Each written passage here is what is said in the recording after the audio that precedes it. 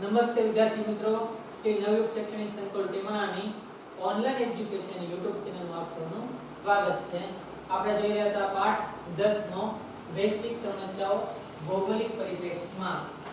બરોબર, આપણે વિવિધ સમસ્યાઓ જોઈ હતી. પર્યાવરણ પ્રદૂષણ, ત્યાર પછી ઘન કચરો, ઘન કચરાનો નિકાલ, બરોબર, એ વિવિધ સમસ્યાઓ, ગરીબી છે, ભૂખમરો છે, એ વિવિધ સમસ્યાઓ છે. અને આપણે પહેલી સમસ્યા જોતા હતા પર્યાવરણીય પ્રદૂષણ. પર્યાવરણીય પ્રદૂષણ છે એ બે દ્વારા થાય છે, તો કુદરત દ્વારા અને એક તો મનુષ્ય દ્વારા.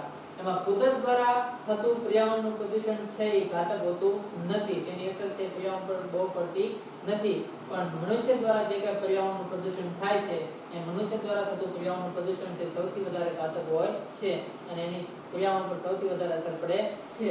હવે પર્યાવરણીય પ્રદૂષણમાં મેં લખ્યા હતા 4 મુદ્દા, એટલે કે 4 પ્રકારો. ક્યાં તો કે જળ પ્રદૂષણ લીધું હતું, ત્યાર પછી વાયુ પ્રદૂષણ, ભૂમિ પ્રદૂષણ અને ત્રીજું લીધું હતું ધ્વનિ પ્રદૂષણ, એટલે કે સાઉન્ડ પોલ્યુશન. હવે આપણે ગયા લેક્ચરમાં થી જળ પ્રદૂષણ વિશે માહિતી મેળવી. જળ પ્રદૂષણ એટલે કે વોટર પોલ્યુશન. હવે આજના લેક્ચરમાં છે વાયુ પ્રદૂષણ વિશે માહિતી મેળવવાની છે, જેને ઇંગ્લિશની અંદર શું કહેવામાં આવે? Air pollution. વાયુ પ્રદૂષણ અને ઇંગ્લિશની અંદર શું કહેવાય? Air pollution. વાયુ પ્રદૂષણ Pure value K1 air pollution, હવાનું પ્રદૂષણ. બરોબર, વાયુનું પ્રદૂષણ, હવાનું પ્રદૂષણ, એર પોલ્યુશન જે પર્યાવરણીય પ્રદૂષણનો એક પેટા પ્રકાર છે. બરોબર, આ વાયુ પ્રદૂષણ છે એ મનુષ્ય દ્વારા કરવામાં આવે છે અને મનુષ્યના આધારે, મનુષ્યના પ્રદૂષકોના આધારે છે ને પેટા પ્રકારમાં વર્ગીકૃત કરવામાં આવ્યો છે. આ વાયુ પ્રદૂષણ છે એ ઘણી રીતે થતું હોય છે. મનુષ્ય તે પોતાના સ્વાર્થ માટે આજે દિન પ્રતિદિન સતત ને સતત છે વાયુનું પ્રદૂષણ કરી રહ્યો છે. હવે આજના સમયમાં છે વિવિધ ટેકનોલોજીનો ઉપયોગ થયો છે અને વિવિધ ટેકનોલોજીના ઉપયોગને કારણે છે વિવિધ ઉદ્યોગોની સ્થાપના થઈ રહી છે. બરોબર, જે છે પ્રાચીન સમયમાં તો આજથી છે 200-300 વર્ષ પહેલા જે ઉદ્યોગો જોવા ન મળતા એવા ઉદ્યોગોની છે એ સ્થાપના હાલના સમયે વિશ્વની અંદર અથવા ભારતની અંદર થઈ રહી છે. ઉદ્યોગોની સ્થાપના થાય તો ઉદ્યોગોની અંદર કોઈ પણ વસ્તુનું છે ઉત્પાદન કરવામાં આવે તો કોઈ પણ વસ્તુ છે ને પ્રોડક્ટ કરવામાં આવે તો કોઈ પણ વસ્તુનું ઉત્પાદન અથવા તો પ્રોડક્ટ કરવા માટે છે એ ઈંધણ અથવા તો બળતણની જરૂર પડે. તો બળતણ તરીકે કાં તો કોલસો વપરાતો હોય, કાં તો ખનિજ તેલ વપરાતું હોય અને કાં તો કુદરતી વાયુ વપરાતો હોય અથવા તો સંચાલન શક્તિની ખનિજ તરીકે યુરેનિયમ છે, થોરિયમ છે, રેડિયમ છે વગેરેનો ઉપયોગ થતો હોય છે. હવે આને બાળવામાં આવે તો તેનો ઈંધણ તરીકે ઉપયોગ કરવામાં આવે તો ઈંધણ તરીકે ઉપયોગ કર્યા પછી તેમાંથી ધુમાડો નીકળે અને ધુમાડો છે વાતાવરણની અંદર ભળે, જેના કારણે છે વાયુનું પ્રદૂષણ થાય છે. તે ધુમાડો છે એ વાતાવરણની અંદર ભળે, જેના કારણે છે એ વાયુનું પ્રદૂષણ થાય છે. વાયુની અંદર કેવા કેવા વાયુ હોય? કાર્બન ડાયોક્સાઇડ હોય, કાર્બન મોનોક્સાઇડ હોય, સલ્ફર ડાયોક્સાઇડ હોય, નાઇટ્રોજન ડાયોક્સાઇડ હોય. આ વગેરે વાયુ છે સૌથી ઘાતક વાયુ છે અને ઘાતક વાયુ છે વાતાવરણની અંદર ભળે તો વાતાવરણ છે એ દૂષિત થાય, એટલે કે વાયુ દૂષિત થાય છે, જેના કારણે સજીવ સૃષ્ટિ ઉપર ભયંકર અસર થાય છે અને સજીવ સૃષ્ટિ રોગીષ્ટ બને છે. ત્યાર પછી છે એ વાયુ પ્રદૂષણ શેના કારણે થાય? તો કે આપણે છે આજના સમયમાં ટ્રાન્સપોર્ટ અથવા તો પરિવહન કરી રહ્યા છીએ. તો પરિવહનની કરતી વખતે આપણે છે યંત્રોનો ઉપયોગ કરીએ છીએ અથવા તો મુસાફરી કરવા માટે છે વિવિધ યંત્રોનો અથવા તો વાહનોનો ઉપયોગ કરીએ છીએ, વિવિધ વ્હીકલનો ઉપયોગ કરીએ છીએ. તો વાહનોની અંદર અથવા તો યંત્રોની અંદર છે એ બળતણ તરીકે અથવા તો ઈંધણ તરીકે છે પેટ્રોલ, ડીઝલ અથવા તો કુદરતી વાયુનો ઉપયોગ થાય છે. આ કુદરતી વાયુ તો પેટ્રોલ, ડીઝલનું જ્યારે દહન થાય અને દહન થવાથી જે કંઈ અંદર ધુમાડો નીકળે તો ધુમાડાને કારણે છે એ વાયુનું પ્રદૂષણ થાય છે. એની રીતે કાર્બન ડાયોક્સાઇડ, કાર્બન મોનોક્સાઇડનું ઉત્સર્જન થાય. બરોબર, એ ઉત્સર્જન થવાને કારણે છે વાતાવરણની અંદર ભળે અને વાતાવરણ પ્રદૂષિત થાય છે. ત્યાર પછી આપણે છે હવા યાત્રા કરીએ તો હવા યાત્રાને કારણે જે કાંઈ પ્લેન આપણે અવકાશની અંદર ઉડાડીએ છીએ તો પ્લેનમાંથી નીકળતો ધુમાડાને કારણે પણ છે વાયુનું પ્રદૂષણ થાય છે. ત્યાર પછી આજના સમયમાં છે વિવિધ દેશો સામે ટકી રહેવા માટે અથવા તો વિવિધ દેશોને પોતાની તાકાત દેખાડવા માટે છે સતત ને સતત છે પરીક્ષણો થઈ રહ્યા છે. કેના? તો કે બોમ્બ અથવા તો હાઇડ્રોજન બોમ્બ અથવા તો મિસાઇલના પરીક્ષણ છે એ થઈ રહ્યા છે. પરીક્ષણ કરવામાં આવે ત્યારે તેમાંથી સૌથી વધારે ભયંકર એવા વાયુ છે એ વાતાવરણની અંદર ભળે છે અને વાતાવરણ અંદર વાયુ ભળવાથી શું થાય કે વાયુ છે વાતાવરણ અંદર જે વાયુ રહેલા છે સજીવો માટે જે કંઈ ઉપયોગી વાયુ રહેલા છે એ ઉપયોગી વાયુઓ છે એ દૂષિત થાય છે અને મનુષ્ય અથવા તો કોઈ પણ સજીવ સૃષ્ટિ છે એનો શ્વાસની અંદર અથવા તો પોતાના શ્વસનની અંદર તેનો ઉપયોગ કરે તેના કારણે તે રોગીશ બને છે. એટલે કે આ તો આપણું વાયુ પ્રદૂષણ થવા માટેના અનેક કારણો છે. બરોબર, ઉદ્યોગો હોય, ત્યાર પછી યંત્રો હોય, ત્યાર પછી અવકાશની અંદર આપણે જે કાંઈ પ્લેન ચલાવે છે પ્લેન હોય અથવા તો કોઈ પણ છે એ મિસાઇલનું પરીક્ષણ હોય તો એના કારણે છે વિવિધ પરીક્ષણના કારણે છે વાયુનું પ્રદૂષણ છે સતત ને સતત વધી રહ્યું છે. જોઈએ આપણે વાયુ પ્રદૂષણ. શુદ્ધ હવા એ સ્વસ્થ જીવનની અત્યંત પાયાની અને જરૂરિયાતમાંની એક છે. શુદ્ધ હવા એ મનુષ્યની સૌથી વધારે પાયાની જરૂરિયાત. બરોબર, હવા વિના છે મનુષ્ય જાજો સમય છે ટકી શકે નહીં. વધી 1.5 મિનિટ 1 મિનિટ, બરોબર, જેવી જેની ક્ષમતા વધી 1 અથવા 1.5 મિનિટ છે હવા વગર મનુષ્ય જીવી શકે છે. એટલે કે હવા વગર છે મનુષ્યનું જીવન શક્ય છે નહીં. પાણી વગર જે 2 દિવસ રહી શકે પણ હવા વગર રહી શકે નહીં. એટલે કે મનુષ્યની પાયાની કોઈ પણ જરૂરિયાત હોય તો સજીવ સૃષ્ટિ માટે કોઈ પણ પાયાની જરૂરિયાત હોય તો તે છે હવા. શુદ્ધ હવા એ સ્વસ્થ જીવનની અત્યંત પાયાની જરૂરિયાતમાંની એક છે. ખોરાક વગર માનવ લાંબો સમય જીવી શકે છે પણ હવા વિના જીવવાની કલ્પના કરી શકાય નહીં. ખોરાક વગર, ભોજન વગર મનુષ્ય છે લાંબો સમય જીવી શકે પણ હવા વગર મનુષ્યના જીવનની કલ્પના કરી શકાય નહીં. કેમ કે કલ્પના કરવી અશક્ય છે, શક્ય છે નહીં. ઉદ્યોગો, વાહનો અને વિવિધ પ્રકારના ઈંધણના વપરાશથી પર્યાવરણમાં જૈવિક ધુમાડો ફેલાય છે.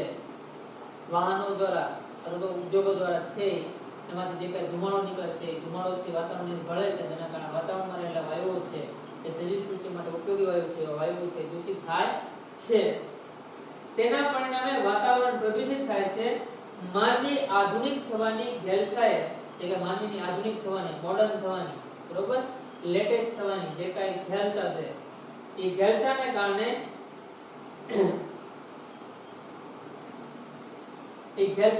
આપણે મનુષ્ય વાતાવરણને છે ઉકળામાં ફેરવી નાખ્યું છે. વાતાવરણમાં આપણે ઘન, પ્રવાહી અને વાયુ સ્વરૂપે કચરો અવિરતપણે ઠાલવ્યા કરીએ છીએ. છેલ્લા 50 વર્ષમાં અશ્મિભૂત ઇંધણના વધતા જતા વપરાશથી હવામાં sulphur dioxide, carbon dioxide, carbon monoxide, સીસુ જેવી અશુદ્ધિઓ મોટી માત્રામાં વાતાવરણમાં પડે છે. બરોબર, કોઈ પણ ઘન કચરો છે આપણે ત્યાં કોઈ પણ જગ્યાએ ઠાલવી એનું કામ શું થાય? અંદરની અંદર કોહવાય. કોઈ પણ ઘન કચરો છે અંદર કોહવાય. જેના કારણે મિથેન ને ઇથેન જેવા વાયુઓ છે બહાર નીકળે અને વાતાવરણમાં ભળે. અને વાતાવરણમાં ભળવાથી શું થાય? હવાનું પ્રદૂષણ થાય છે. જે સજીવ સૃષ્ટિ માટે ખૂબ જ ઘાતક અસર પેદા કરે છે. એટલે સજીવ સૃષ્ટિને વિનાશની તરફ દોરી જાય છે. હવે જોઈએ વાયુ પ્રદૂષણથી તો હવાના પ્રદૂષણથી છે સજીવ સૃષ્ટિ ઉપર કઈ અસર થાય તેની માહિતી મેળવીએ. અત્યારે આપણે જોયું વાયુ પ્રદૂષણ. વાયુ પ્રદૂષણ છે તેના દ્વારા ફેલાય છે. વાયુ પ્રદૂષણ ફેલાવાથી કઈ અસરો છે સજીવ સૃષ્ટિ પર પડે છે તેના વિશે માહિતી મેળવીએ.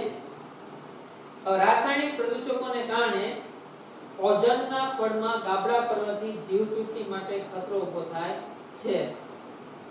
એટમોસ્ફિયર જે કે વાતાવરણ છે, બરોબર, 1600 કિલોમીટરની ઉપર જે પૃથ્વી સપાટીથી 1600 કિલોમીટર ઉપર જે કે ઓઝોનનું સ્તર છે, ધ્રુવીય ઓઝોન સ્તરની અંદર ગાબડા પડે.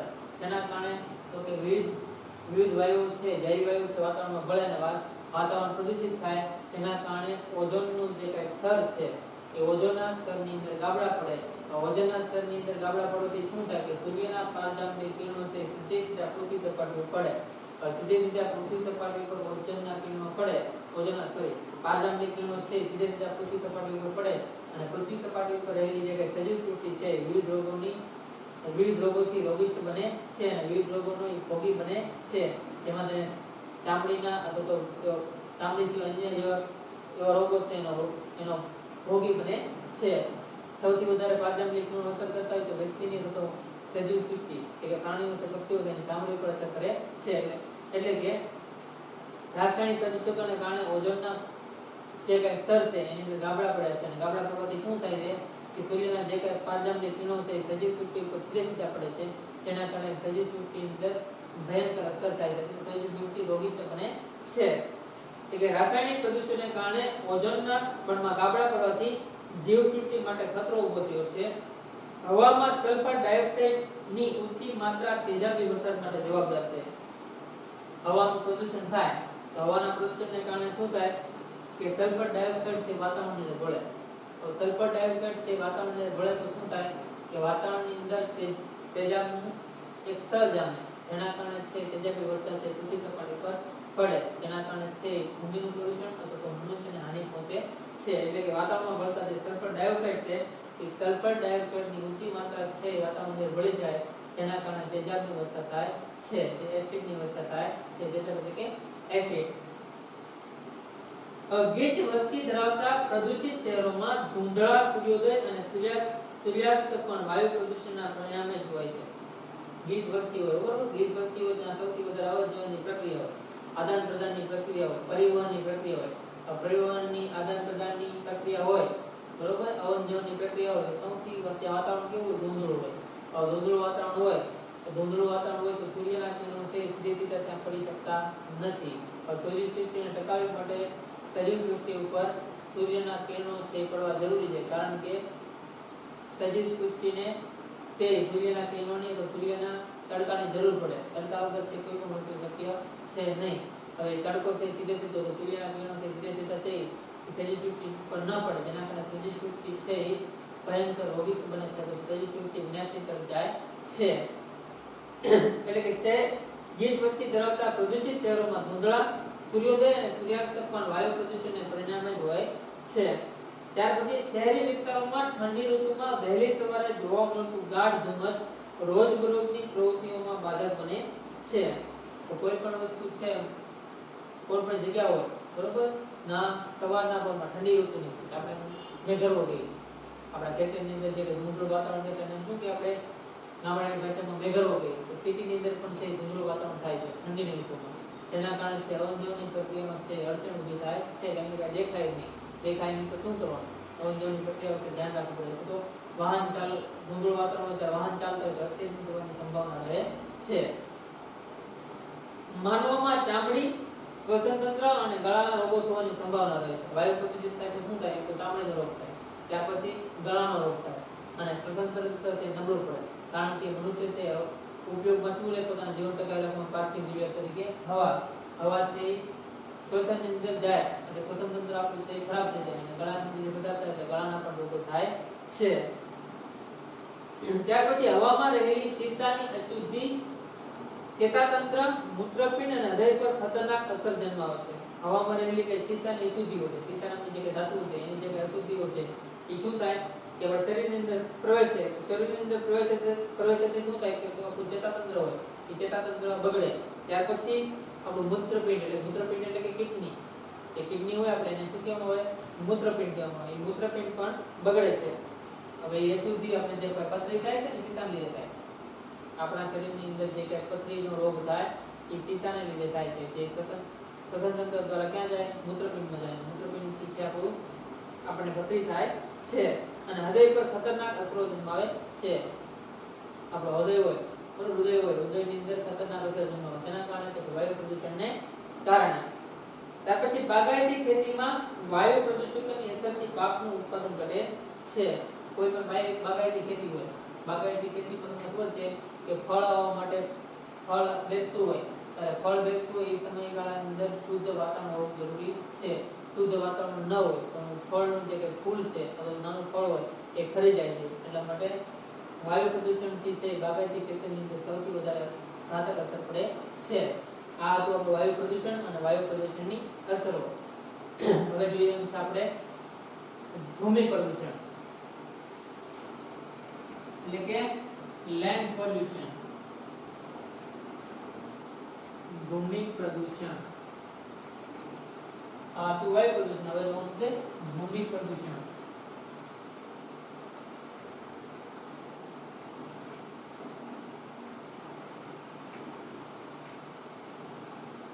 ભૂમિ પ્રદૂષણ ઇંગ્લિશ રીતે શું કહેવામાં આવે? Land pollution.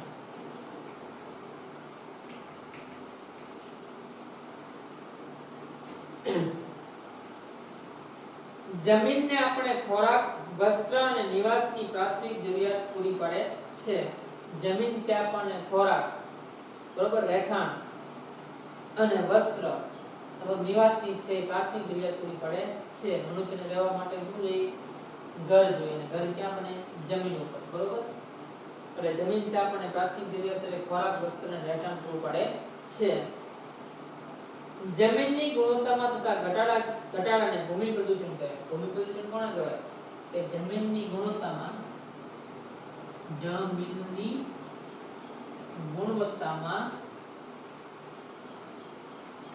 થતા ઘટાડાને ભૂમિ પ્રદૂષણ કહેવામાં આવે છે.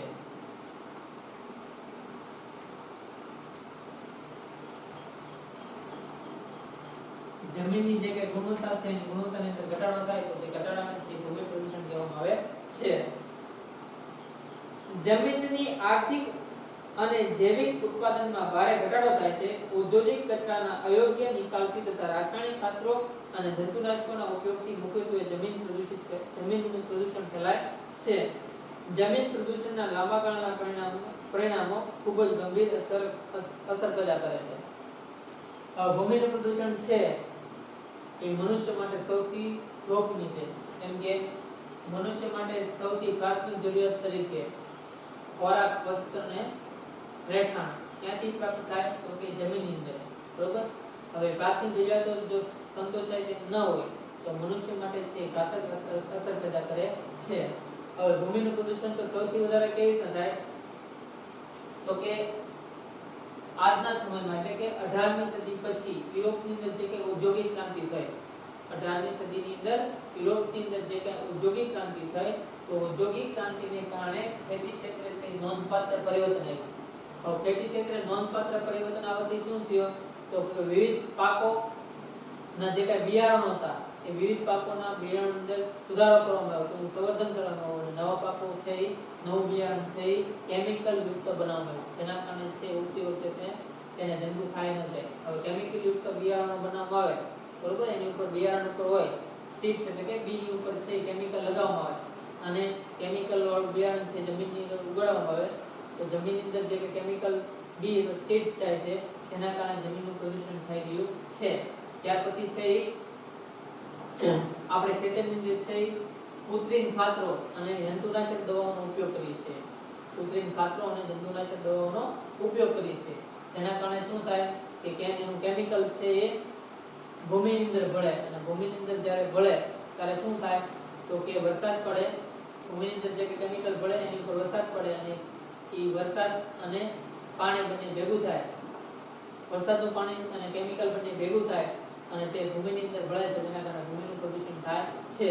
ત્યાર પછી જે કઈ મોટા મોટા ઉદ્યોગો છે, દાખલા તરીકે આપણે જેતપુર લઈએ, જેતપુરની અંદર જે કઈ રસાયણનો ઉદ્યોગ છે, બરોબર, રંગકામનું જે કારખાનું છે, એનું જે કઈ રસાયણ વધે રસાયણ સીધું ક્યાં ઠલવામાં આવે છે? જમીન ઉપર ઠલવામાં આવે છે, જેના કારણે શું થાય કે ભૂમિનું પ્રદૂષણ થાય છે રસાયણને કારણે. ત્યાર પછી કોઈ પણ ઓઇલની ડીઝલની ફેક્ટરી હોય, બરોબર, એ રિફાઇનરી હોય, રિફાઇનરી જે કઈ ખરાબ ઓઇલ કે ડીઝલ હોય, બરોબર, ડામર હોય, ત્યાં ભૂમિ પર છોડવામાં આવે તો જેના કારણે ભૂમિ છે પ્રદૂષિત થઈ રહી છે. ત્યાર પછી વિવિધ મનુષ્ય દ્વારા જે કઈ વિવિધ પ્રક્રિયાઓ કરવામાં આવે, બરોબર, તો વિવિધ પ્રક્રિયાને લીધે પણ ભૂમિનું પ્રદૂષણ છે વધી રહ્યું છે.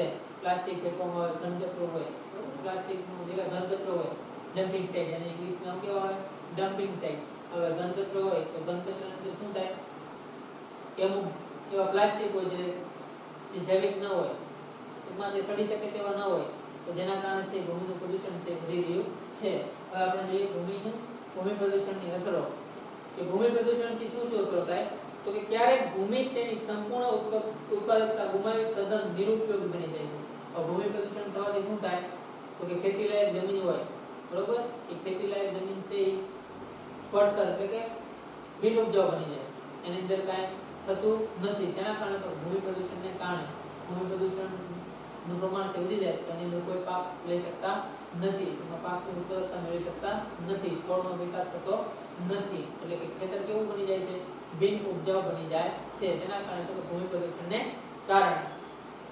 ત્યાર પછી જે તે પ્રદેશની પાક કલા બદલવી પડે છે તેની અસરો સરવાળે રોજગારી અને લોકજીવન પર થાય છે. જે તે પ્રદેશની પાક કલા બદલવી પડે ભૂમિ પ્રદૂષણને કારણે. હવે આપણે તળાજા તાલુકામાં જોઈએ તો આજથી 3 વર્ષ પહેલા છે એ બીટી કપાસ પુષ્કળ પ્રમાણમાં હતો અને બીટી કપાસનું ઉત્પાદન છે પુષ્કળ પ્રમાણમાં થતું હતું. તો છેલ્લા 3 વર્ષથી શું થાય, બીટી કપાસની અંદર ઈયળ આવવા મળે છે. ઈયળ આવવાના કારણે છે બીટી કપાસ અત્યારે વાવેતર થાય પણ ઓછું થાય છે, જેના કારણે પાક આપણે કહીએ કે જેને પાક કરા એટલે કે પાકની ફેરબદલી કરવી પડે છે. જેના કારણે શું થાય તો કે રોજગારીની અને લોકજીવન પર અસર થાય. તો જે કાંઈ લોકો મજૂરો છે એ કપાસ વીણવા માટે છે તળાવ તાલુકાની અંદર આવતા હોય તો એને રોજગારીની અંદર અડચણ ઊભી થાય, એમાં રોજગારી મળી શકતી નથી. એટલે કે લોકજીવન અને રોજગારી ઉપર તેની અસર થાય છે.